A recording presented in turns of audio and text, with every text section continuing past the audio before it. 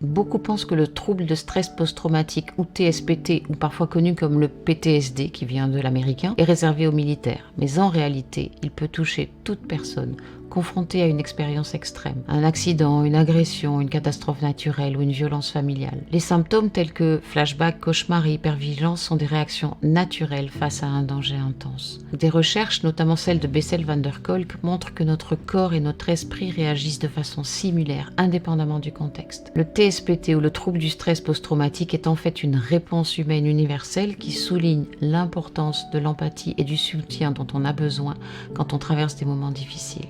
On a pu croire que cela concernait les militaires, et uniquement les militaires, car le terme est apparu aux États-Unis, lorsqu'il est devenu évident que les vétérans, notamment les militaires revenus de la guerre du Vietnam, avaient des symptômes et troubles communs et avaient besoin d'une véritable prise en charge psychique. Le trouble de stress post-traumatique, ou TSPT, est un sujet que nous couvrons largement lors du sommet trauma, attachement et résilience organisé par Quantum Way du 10 au 24 mars.